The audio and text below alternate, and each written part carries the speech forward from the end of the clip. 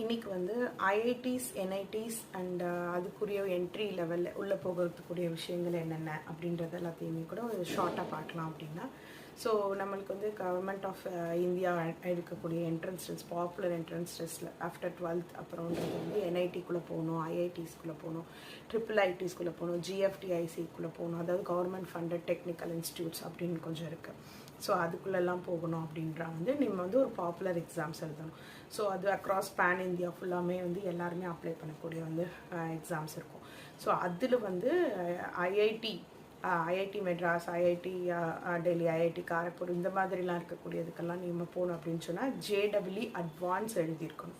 So ஜேடபிள்இ அட்வான்ஸுக்குன்னு தனி side இருக்கும். ஜேடபிள்இ அட்வான்ஸுக்குன்னு NDA அப்படின்னு சொல்லி சைட் இருக்கும். அதில் நீங்கள் அப்ளை பண்ணி எழுதணும்.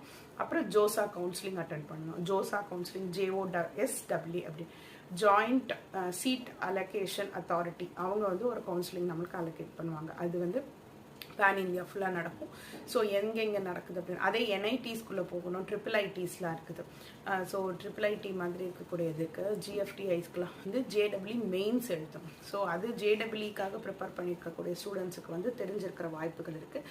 இந்த வீடியோ எதுக்காக அப்படின்னு சொன்னால் வந்து அட்லீஸ்ட் என்ட்ரி லெவல்லேருந்தே தெரிஞ்சுக்கக்கூடிய சப் அர்பன், செமி ரூரலில் இருக்கக்கூடியவங்க எல்லாம் நல்ல மார்க் எடுத்துருந்துருப்பீங்க. பட் வந்து நீங்கள் வந்து அப்ளை பண்ண தெரியாமல் இருந்திருக்கலாம். அப்ளை பண்ணுறதுக்கு வந்து உங்களுக்கு வாய்ப்புகள் கிடைக்காம இருந்திருக்கலாம். இன்ஜினியரிங் வந்து நம்ம தமிழ்நாட்டில் TNEA engineering council, Tamil Nadu engineering admissions மூலமாக வந்து நீங்கள் வந்து உள்ளே போகலான்னு நினச்சிருந்துருப்பீங்க இன்ஜினியரிங்காக.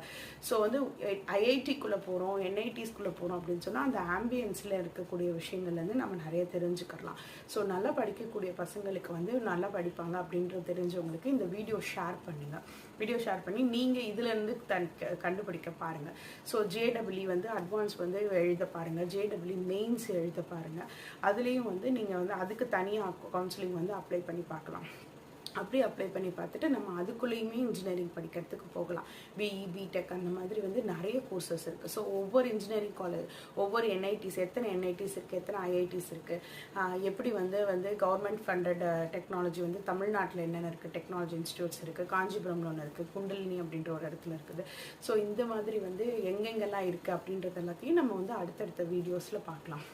ஸோ வந்து இன்ஜினியரிங் தான் நான் எடுக்க போகிறேன், படிக்க போகிறேன் அப்படின்றதுல வந்து நம்ம வந்து எடுக்கிறதுலேருந்து நம்ம நீஷாக எடுத்து வந்து அதாவது தனித்துவமாக வந்து எடுத்து நம்ம வந்து அதுலேருந்து படித்தோம் அப்படின்னு சொன்னால் நம்மளுக்கு இருக்கக்கூடிய பின்னாடி இருக்கக்கூடிய வாய்ப்புகள், அதுக்கப்புறம் பிஜி படிக்கக்கூடிய வாய்ப்புகள் அதெல்லாமே நமக்கு நிறைய கிடைக்கும்.